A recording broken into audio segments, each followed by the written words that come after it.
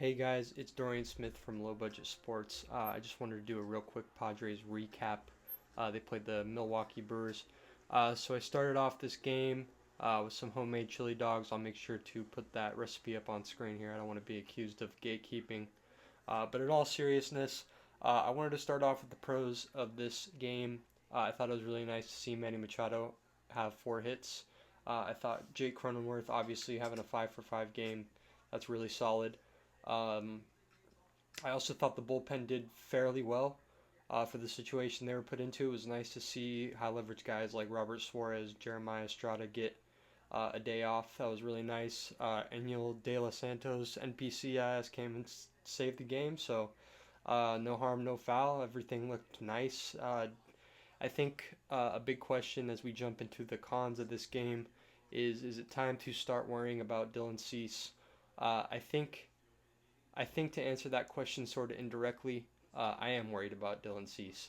Um, he struck out 10 batters tonight, which is obviously very good, but he only went 4 and 2/3, and he gave up 4 earned runs, which brought his season ERA up to 4.14. That's just not going to cut it. He's supposed to be our ace. We traded a lot of good picks for him, or excuse me, a lot of good prospects for him. This isn't football, this is baseball. Traded a lot of good prospects for him. One of them being Drew Thorpe, who's been pitching pretty well out in Chicago. So I think to answer the question, yeah, it's time to start worrying about Dylan Cease. I actually had a conversation with my girlfriend at the beginning of the season when we first traded for Cease, talking about how I didn't really think he was worth what we gave up. I still don't think he is, and the only time that opinion really wavered was in the beginning of the season when he was pitching a below 2 ERA and he was in Cy Young discussions. But I think everybody looking at his advanced stats could probably see that it just wasn't going to continue. He was getting a little bit lucky. He does have swing and miss stuff, but he is falling into the same trap that he did last season, which is he's giving up a lot of home runs. And the thing is, he didn't give up any home runs tonight, but he certainly didn't stop any hard contact. They did put up 4 runs on him. Luckily, the bullpen came in and shut it down. I thought it looked really good.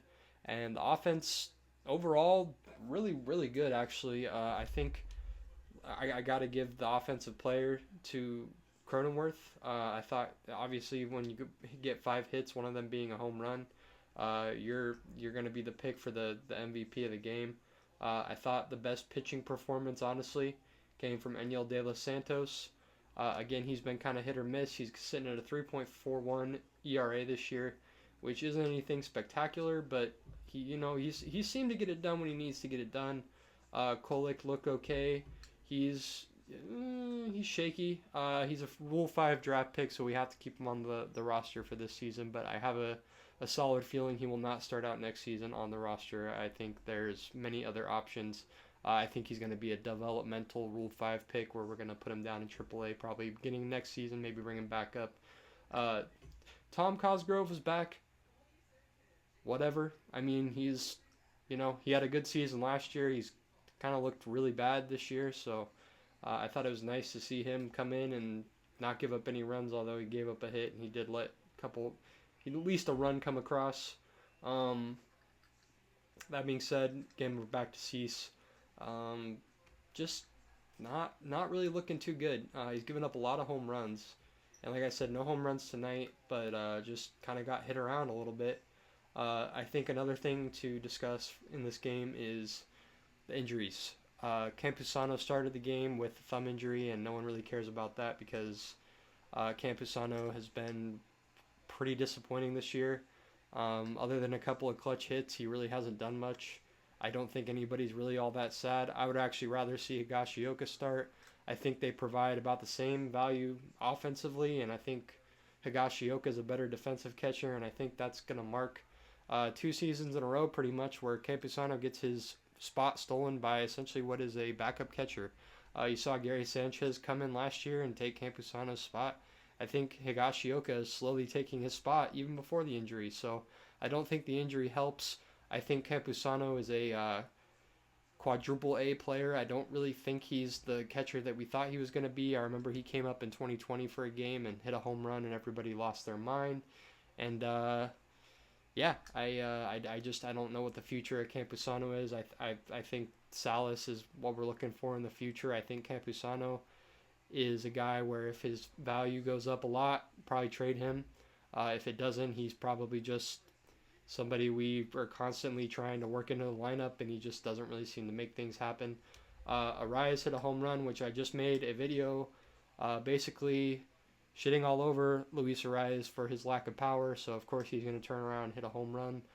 He hit a ball over 100 miles per hour, so I don't know if you believe in superstition, but go buy a lottery ticket because I don't think that happens very often. Uh, Tyler Wade was the backup catcher tonight. That's pretty scary. He ended up playing right field because Fernando Tatis left the game with a forearm contusion or some shit. Like, I mean, I'm not a doctor, but whatever they said.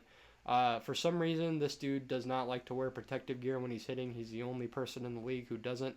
I'm pretty sure anybody with half a brain cell realizes that you probably need to wear protective gear. Guys are throwing up to 100 miles per hour up and in, and Fernando Tatis is just cool playing Jeopardy with that whole idea and just screw it. It hits me, and then we saw what happened tonight. He went down. He didn't leave the game immediately, but then he left the game later. So yeah, that's as we can tell, he's not a big fan of protection. If we learned anything from that bike accident a couple years ago, this dude's playing life on. I don't even know. He's playing life on sicko mode, man. He's doing whatever it takes to get hurt. So yeah. Anyway, moving on to Profar, who left the game with the knee problems again. I don't really think it's anything to be worried about. He seemed to be in good spirit when he left the game. He just seemed like he wanted to come out. He's been struggling with that knee apparently for quite a while now, and hopefully it's not anything lingering because he is an all-star at this point.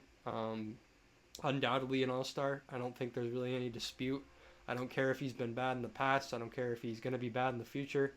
This season he is playing his ass off, and I think he deserves it. Another guy I think is kind of an unsung all-star candidate who had a couple hits tonight, and that's Jackson Merrill.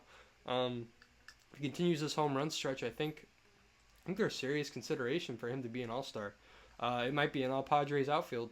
Tatis is one of the better outfielders in baseball right now. He's 822 OPS.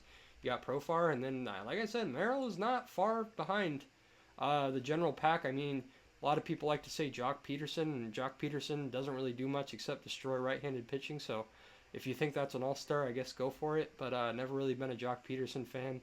Off the field, on the field, he just is highly underwhelming to me. He's just an overweight platoon hitter, and he's weird looking, so I'm not a big Jock Peterson fan, not trying to throw shade at Jock Peterson. But yeah, he's not all-star worthy in my opinion. I think we have a couple of better options. Again, seeing Machado, and we're going to go back to All-Star here. We're going to talk about the fact that Machado is, for some reason, in second place in All-Star voting for National League third baseman, and I just don't understand that. He's looked pretty bad all season. He had 4 hits tonight, and it's probably the best game he's had all year, to be honest with you. He's slow this year. He's always been slow. He isn't stealing any bases, which normally he's good for a couple stolen bases. He's hitting the ball hard, and maybe he's just getting unlucky, and maybe people are seeing something that I'm not, but I'm not seeing an all-star third baseman. I think there's still better options. I understand that it's kind of a weak position this year, but I have to imagine there's better options than Manny Machado, man. Solano came in, had a clutch hit. I thought that was really good. Higashioka just kind of did what he does. He had a couple of walks, didn't really do anything super crazy again. He has some pop in his bat, but he's not really going to make contact very often, and that's kind of just what you get when you have a catcher like Higashioka. Again, I actually still think he's our best option. I think that is a potential position that we could address at the trade deadline. Do I think we will? No, probably not, because A.J. Preller does not seem to like catchers that are good. He's allergic to a good catcher. He loves trying to force Campusano into an everyday spot when it's just not really his forte. You'll notice that even last season, in a very limited sample size, Campusano played like crazy. But the underlying stats will tell you Campusano is not a good hitter. So I don't know why we were trying to force it I understand he was a top prospect for a while, but he's now 26 years old or 25 years old. Basically, he's past he's past it. He's not a prospect anymore, and you've basically seen his floor and you've seen his ceiling, man. He's gonna be like a mid 600 OPS hitter. His defense is awful. He's got to be one of the worst defensive catchers in baseball, at least one that plays on an everyday basis. And Higashioka is just miles ahead of Campusano defensively, and he does about as well as Campusano does offensively. So I think there's a debate to be made that Higashioka should be the starting catcher. Um, I think that pretty much about wraps it up. Like I said, the story of this game just seemed to be, weird injuries. Again, I'm going to touch on it one more time because I really don't understand. Someone had mentioned it in the broadcast, and it brought it to my attention, and I really didn't even pay attention to it that much until tonight. But why is Fernando Tatis up there with nothing on except a shin guard, man? They love to throw at him, and not intentionally, but they like to throw inside. And this dude stands about 2 inches away from home plate, so why is he not wearing any protective gear? Your guess is as good as mine. I think it's a bad choice. Um, it's kind of reckless. The dude's getting paid a lot of money, and he's going to be getting paid a lot of money. Protect yourself, man. Maybe it's a comfort thing, but there's nothing comfortable about breaking your arm in the middle of a game. So I think it's probably about time to head on over to Dick's Sporting Goods, grab yourself a shock protector for that elbow, and yeah, that's about it. Cronenworth played his ass off. He's an offensive player, and then my pitcher for the game again is going to be Aniel De Los Santos. Man, he's a real pitcher. Yeah, he's definitely a pitcher in the MLB. And tonight he pitched pretty well. So, yeah, that's about my wrap. We won 9-5, and we're 40-40 again. So I guess we're just gonna keep going on this seesaw where we lose a whole bunch of games, win a whole bunch of games, and who knows, man? We might be the first 81-81 team to make the postseason. So we'll see. Thanks for listening, and have a good night.